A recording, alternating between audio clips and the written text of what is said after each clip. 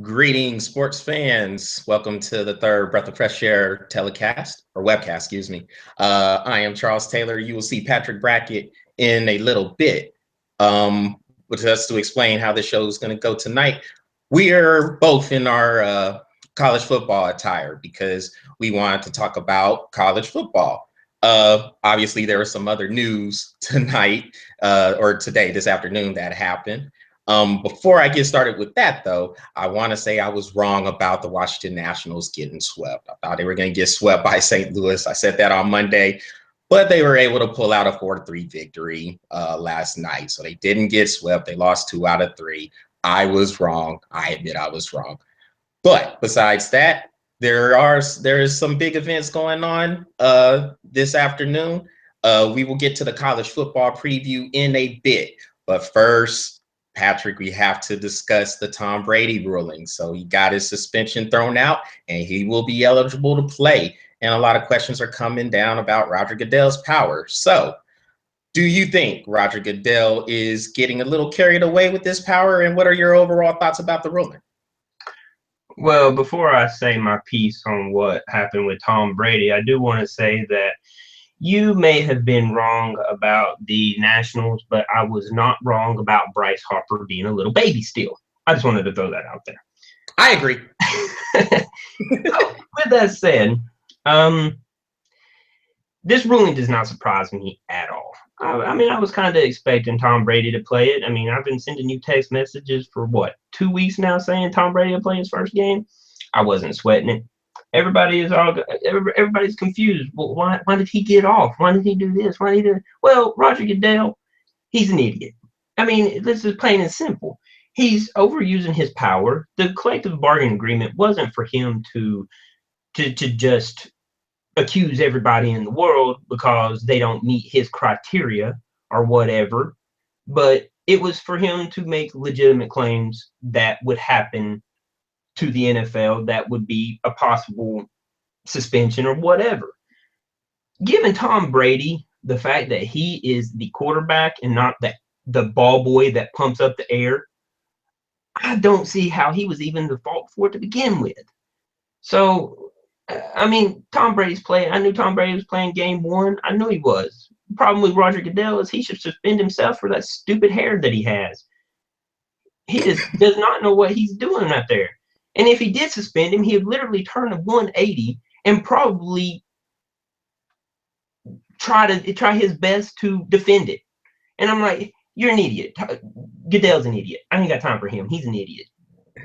The thing with Goodell is apparently he's on this whole thing about protecting the shield, and the shield to me has already been tarnished long before anything had to do with deflating footballs. But since we are talking about the actual punishment of deflating footballs, they could have played that AFC Championship game with the brick. They still would have won that game 45-7. Did not matter. Them deflated footballs, it wouldn't have made any difference. They could have played that game with a flat football and it wouldn't have changed anything.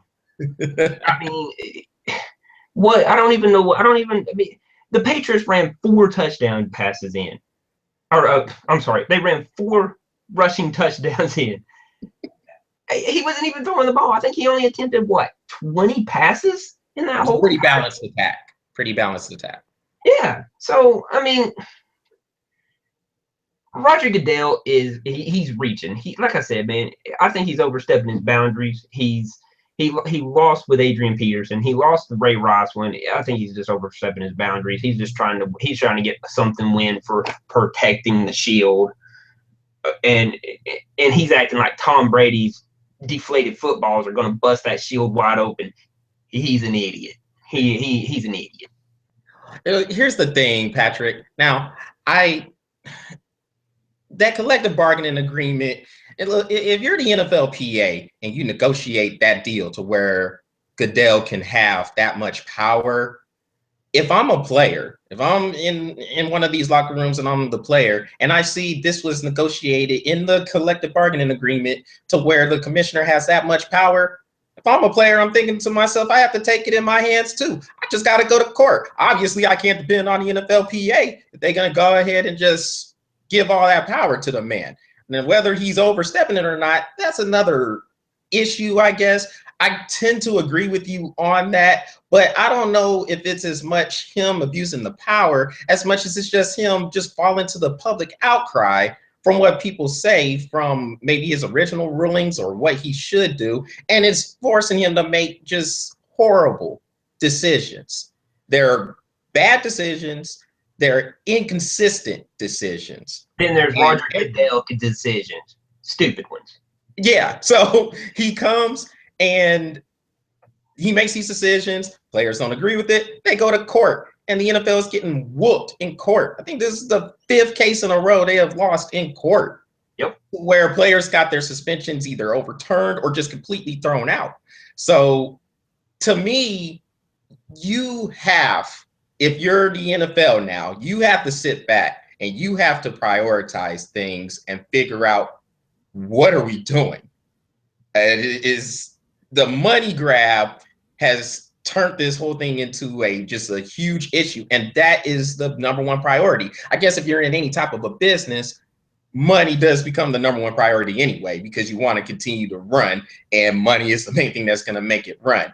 But somewhere down the line, all these other priorities got lost, and it is messing things up in the NFL with everything from rule changes to collective bargaining agreements. It's a hot mess. It's a hot mess. Yeah, I agree. I mean, with all these rule changes and all this stuff, Roger Goodell is slowly turning this into a flag football game. I mean, he's going to make his rulings, and then he's going to get them overturned. But point blank, they need to fire him. He needs to fire himself and then just get out. And the crazy thing, Patrick, is he's working for the owners. That's the thing. See, but the owners need to fire him. Huh? The owners need to fire him. He needs to fire himself. He needs to do something. He's just messing up the entire NFL.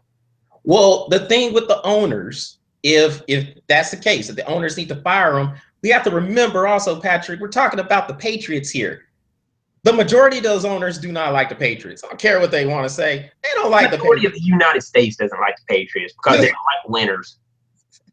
That's true. I agree. And I say 80% of the United States. Everybody outside of the Boston area probably doesn't like the Patriots. Well, I mean, I don't like them, but I'm a Falcons fan. I'm one of them, Patrick. I don't like the Patriots either. But I mean, these guys, they've been good for a decade and a half. Tom Brady has won 50% of his Super Bowl. You just can't deny that. Over 50%. This man's like 14 Super Bowls.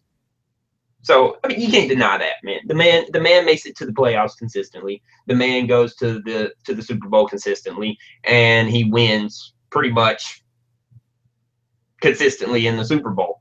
I mean, he's an MVP all the time. You know, I mean, I criticized Tom Brady for a long time up until he got a team that had no wide receivers and still went to the Super Bowl. I'm just saying. And that wasn't any problems with deflated footballs. They had deflated players. They sucked. And he still made it to the Super Bowl. So I don't think football is going to change the fact that Tom Brady is good. I'm just saying. And New England, another thing, you have to remember, man, as much as we want to say Tom Brady doesn't have any help, look, throughout the years, before I'd say about 2010, 2011, there are some good players that came through that team. You got to remember, Tom Brady was injured for all of the 2008 season, and that team still won 11 games that year. So you can't possibly tell me there isn't no skill there. And there's all this stuff about people saying, oh, they're cheating. They're just a bunch of cheaters. All right, so we had Spygate, which I think was overblown. And then we had the Wait, which was overblown too. These scandals are overblown. And after the ruling from the scandals, New England has done well after those rulings. So I'm pretty sure they didn't make much of a difference in how they were doing business. Well, you know my motto, if you ain't cheating, you ain't trying. I mean, that's the way I look at it. Good for the Patriots for cheating. And the way I see it, if you don't want them to cheat, stop giving them the answer. Or stop trying to give them the answer. Then stop looking. I mean, it's big surprise. Come on. If you're gonna throw the answer out there, I'm gonna have somebody spot gating on your butt too. Period. You know what I'm saying? As far as the deflate gate thing or whatever they want to call it, which is pretty much and whoever comes up with the names to these Spygate and Deflategate, he needs a new job. He's stuck. Why does everything have to be a gate? Yeah, exactly. Why does everything have to be a gate? Why does everything have to have a gate in it? Get a new job because you suck. You can't. You sound like the person that's trying to name hurricanes or something. Y'all stupid. That's stupid. You need to get a new job. But even that person is making money. You gotta think about it, man. This is like the catch slogan now: Deflategate, Spygate, Bountygate.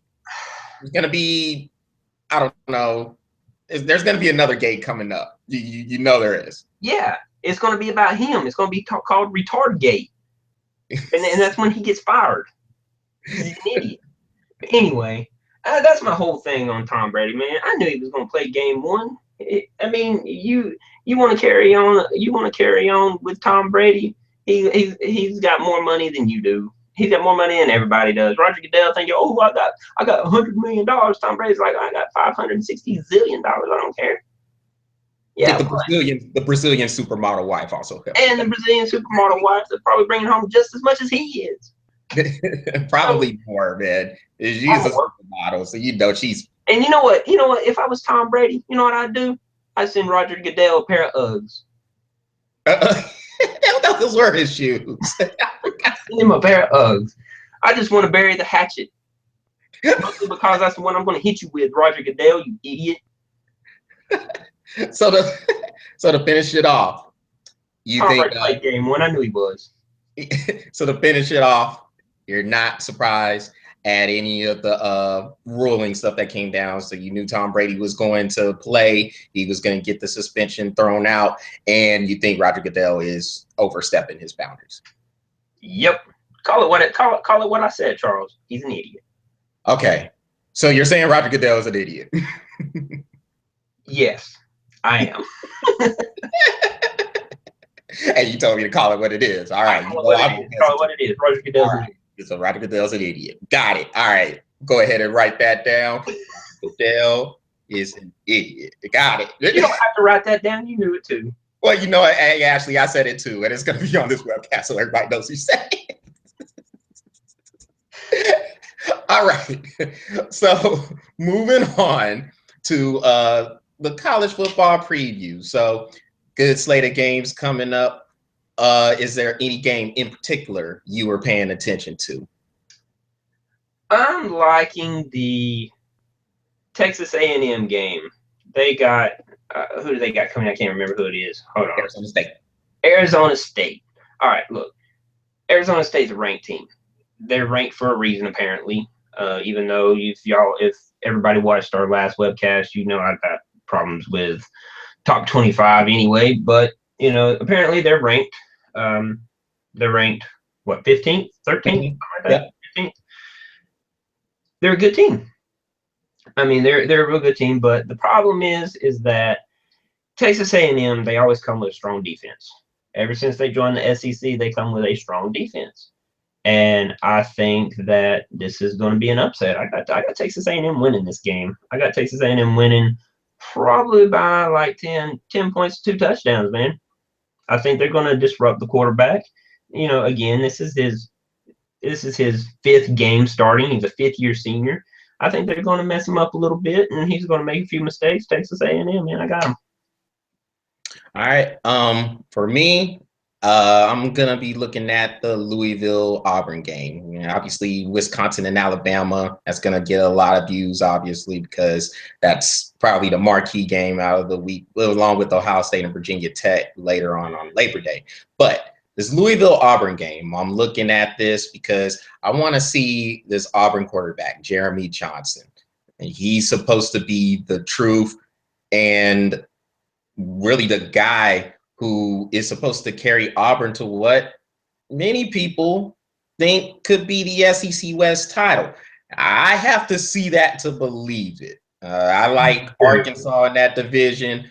I got Arkansas in that division myself. I do. I like Arkansas. Alabama, as you know, is going to be tough. You can't sleep on LSU, of course. They always seem to be right there to battle. But yeah, Auburn, they'll have a good team. They're putting a lot of stock into Jeremy Johnson. So I want to see just how good this man can be. And they're playing a Louisville team coached by Bobby Petrino. They're going to be tough to deal with. Now, personally, I do have Auburn winning that game, but it's going to be closer than people think. I wouldn't be surprised if Auburn won by 7 points, but that'll be a game I'll be paying close attention to, definitely. I mean, that's a good game. I actually agree with that. That was probably one of the that's definitely the top 3 games I was going to be watching. I like Auburn in this game too. Though I will say this, man. Louisville's coming with a lot of. If Louisville's going to win this, they're going to win because uncertainties, man. I mean, you don't know which quarterback that you're going to be preparing for. I think Louisville's bringing like 3 quarterbacks to this game, and all of them can run, all of them can pass, and you just don't know which one you're going to get. So that might play in Louisville's favor a little bit, but I can tell you right now, man, Auburn will be ready for that. They're always ready for any kind of multi-threat that comes to the field. I mean, I'm not gonna. I think it's gonna be closer than what most people think. I mean, I've heard predictions anywhere from 48-27 Auburn, all the way down to like 24-23 Louisville. You know what I'm saying? I think it's going to be close. I'd probably say Auburn, probably somewhere like 35-30, 32-27, something like that. But I got Auburn winning that. I mean, they are playing at home, I think. They are playing at home, right? Auburn? No, this one is actually a neutral site game in Atlanta. Oh yeah, that's right. I remember hearing about that now. Well, okay. So practically they're playing at home. So I got Auburn in this one. I think it's going to be a little closer than what most people think. But if Louisville does come in and get that win, good on the coaches for preparing those kids for that game. And I do like the pick you made with Arizona State and Texas A&M. That's definitely a game to watch too. I like A&M. That game is actually another neutral site game, quote unquote, in Houston. Yeah. Yeah. Okay. A home game for Texas A&M. Or basically. So that I like that pick too. That's going to be an interesting one to look at as well. We had a request, Patrick, before we get to the upset picks, to talk about the Central Florida game. They play in Florida Atlantic, right? In Central Florida. Yeah, I had a friend ask me to bring this game up, so I told her I would. So here we are. We're going to talk about it. First of all, I got Central Florida winning this game. Florida Atlantic. It's Florida Atlantic.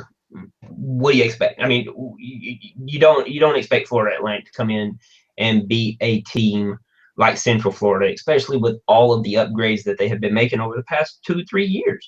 New coach is starting to settle into most of his players, the way he likes to run the offense, the way he likes to run the defense. I got Central Florida beating Florida Atlantic by like 3 touchdowns, dude. If not more. Yes, Central Florida should win this game. One thing about Central Florida, this is a team you always seem to hear about making noise, whether it's coming up on a BCS Bowl or maybe actually getting to a BCS Bowl like they did with Blake Bortles in his final year. Yep. This is one of those teams. George O'Leary is their coach. He always seems to have that team ready to play. So one thing about Central Florida, no matter who they play, you're going to be in for a battle. That's one thing I have liked about Central Florida over the years. Yeah, they're going to come into play, man. It doesn't matter what conference you're coming in from. It doesn't matter. They're ready to play. I give Central Florida this, man. They're going to be fast. They're a fast team. They were fast last year, but I think they're a different fast this year. I mean, they got some speed on them, and with all the recruits they got, I mean, they weren't. I don't think they were ranked in the top 25 as far as recruiting teams. I think they just missed the top 25. I think like 27th or 28th, but doesn't change the fact that what they got is exactly what they needed for that team to succeed. They got some good tall wide receivers now, and they got some good tall corners too. So I say look out for Central Florida, man. They're gonna make some noise this year. I haven't really looked at their schedule all the way down, but they should do fine. I think they should do fine. They'll probably get a good bowl game. I don't know if they'll, I don't know how far they'll go into a major bowl game, but they'll get a bowl game without a doubt. Probably in the first 8 games, they should settle into a bowl game and be ready to play. Did I say BCS? That era was gone. My bad. I meant the Big Six bowls, one of the Big Six bowls. Oh, you know what? I didn't even think. I heard what you said, and I just went with it because I knew exactly what you were talking about. Yes, yeah, the BCS era is done. I'm in one of those Big Six bowls. I forget the technical name to it at this time, but it's one of those bowls, and then of course they got the college football playoffs. So I just call it playoffs, man. yeah. So, well, hey, all right, Patrick. So real quick, man, for our last topic, upset alerts. So what team are you looking at to get upset? oh man, well, I got obviously I got Texas A&M with their upset, and I got what was the other one? Crap, I should have wrote them down. I don't remember which one I had. Oh, I got Texas A&M over Arizona State, and Mhm. I got Texas over Notre Dame. Man, I know this is your team. I'll let you start with Texas, and then I'll finish up with them. But that's my next team that I got on. I got on upset alert. Notre Dame, that overrated. You know what? I'm gonna let you start. I'm sorry. I'm about to get started. Yeah, buddy, because you already know. You already know where I'm going with this upset alert. And it's not even going to be an alert. This is going to happen. Notre Dame is going down in South Bend. Hook them. Hook them. Hook, hook them.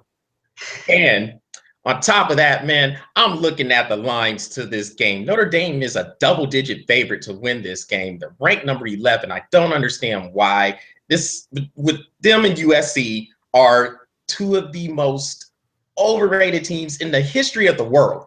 Not sports, the history of the world. I don't understand how they get so much hype year in and year out. Again, I will eat these words when we do the next webcast if my team goes down. But this isn't even an upset alert. This is an upset prediction. Texas is going up there. They're smashing these boys. And the underestimation of Texas is about to stop. Well, at least until the next week. But for this week, we throwing it up. Well, I'm an SEC fan, so I got I got Texas too, man. I'm gonna hook them too, man. I got Texas because Throw it up with me, Patrick. That's what I'm talking about. I'll throw it up. There we go. I'm between the hedges, Georgia Bulldogs jersey, but I know they should be able to represent against University of Louisiana Monroe. So, well, if they don't, ooh, I'm gonna burn this jersey. No, I got Texas on this, man. I think it's gonna be close, but I got Texas in this. I think they're gonna go up there. They're gonna handle business. They're gonna come back home and get ready for game 2 of the season. So yeah, I got Texas in this one. And then my third one, I don't really think I don't know if it's gonna be an upset or what's gonna happen, but the Ohio State Virginia Tech game. I got Ohio State winning this game, as painfully as that sounds, because it really hurts my heart to have to say Ohio State win this game. About makes me sick and nauseated out of my stomach. But I got Ohio State winning this game. God, it kills me even now. But I am telling you right now, I'm rooting for Virginia Tech. It would not surprise me to see Ohio State come down to Virginia Tech, get that butt whooped, go back home, and then Urban Meyer can lick his wounds all the way on the plane ride back to Ohio. You know what's funny is I'm pretty sure if you had a trash can right there by you, we would have been seeing you barfing. You look very sick, saying Ohio State is going to win that. How pale I got? You see how pale I got? It's hot in here and I'm pale. I was like, man.